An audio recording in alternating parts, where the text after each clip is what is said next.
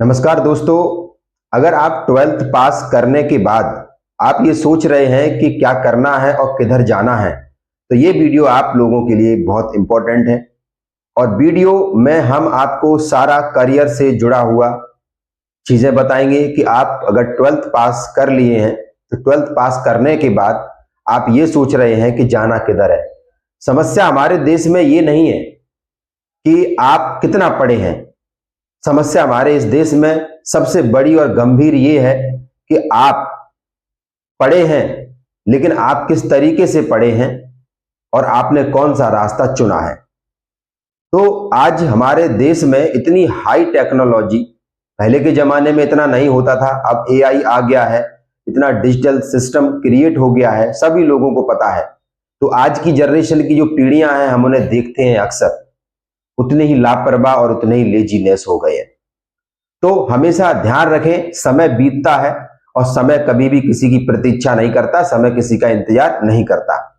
तो सबसे बड़ा मुद्दा जो है आज का हमारा इस टॉपिक पे है कि 12th पास अगर कर लिया है तो आपको जाना किधर है। तो 12th पास करने के बाद बहुत सारे रिसोर्सेस होते हैं और बहुत सारे रास्ते खुल जाते हैं, बट उतने रास्ते नहीं खुलते जितने खुलने चाहिए। वो जब खुलते हैं जब आप सिस्टम से, प्रोसेस से धीरे धीरे आगे बढ़ते हो तो आपका चीजें खुलने लगता है।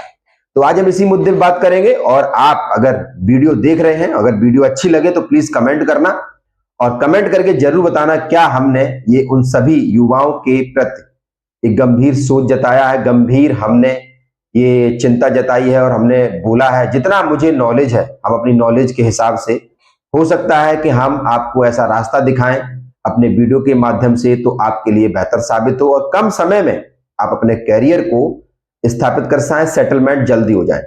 आज के जमाने में ज्यादातर सेटलमेंट होने की होड़ मची हुई है, लेकिन हर कोई आज की इस भाग दौड़ भरी जिंदगी में सेटलमेंट नहीं है। क्यों? क्योंकि कुछ लोगों ने रास्ते गलत चुन लिए और कुछ लोगों ने रास्ते अच्छे चुनने के लिए सही डिसीजन नहीं ले पाया। तो समस्याएं बहुत है। किसी दूसरे को दोष देने से अच्छा है कि आप अपने अंदर ही कमियों को देखें और उस पर विचार करें। और ये बहुत बड़ा चिंता का विषय है, क्योंकि अब इस समय अगर कोई भी व्यक्ति आगे नहीं निकल पाया तो आगे आप कैसे भी निकल नहीं पाएंगे। तो इस वाली वीडियो में हम चलो स्टार्ट करते हैं, क्या करना है आपको 12th के बाद।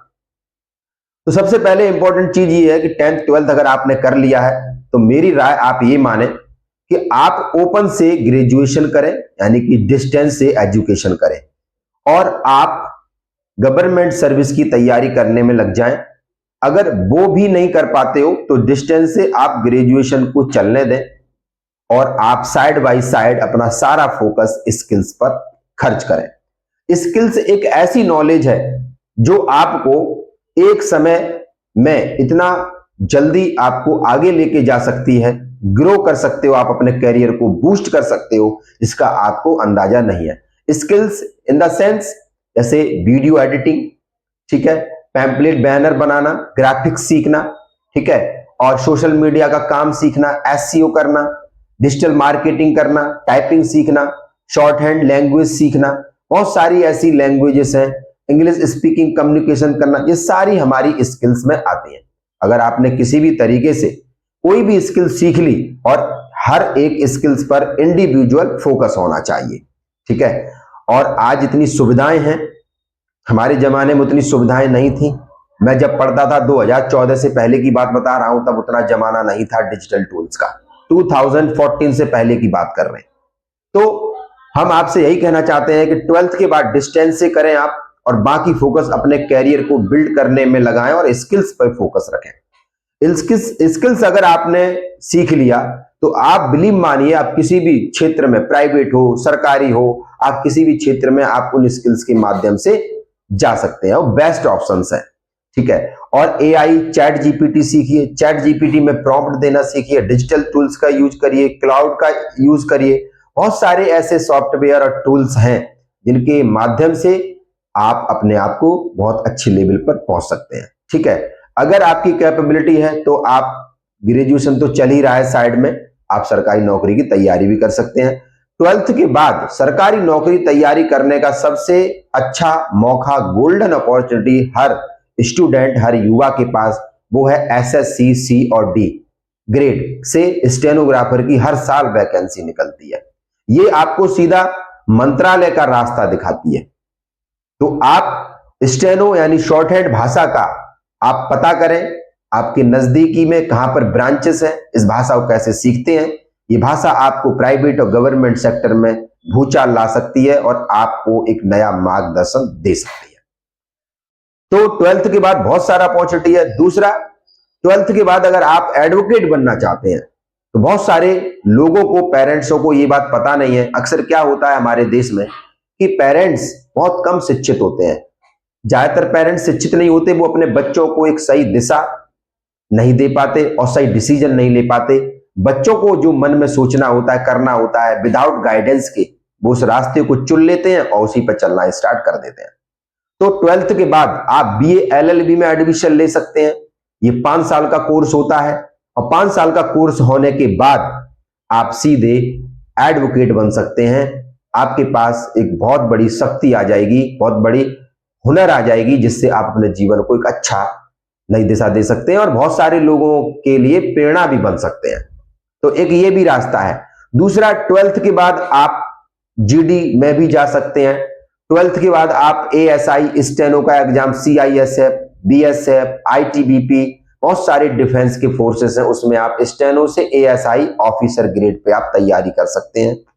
तो बहुत सारी अपॉर्चुनिटी 12th के बाद खुल जाती हैं और बहुत सारे हमारे करियर के लिए ऑप्शंस आ जाते हैं। बट अगर आपको कोई सही जानकारी, सही दिशा देने वाला नहीं है तो आप वहीं के वहीं रहेंगे और किसी भी तरीके से आप अपने जीवन को आगे नहीं बढ़ा सकते। तो ये बहुत बड़ा संकट है और ये बहुत बड़ा चीज है, सोचने वाली बात है।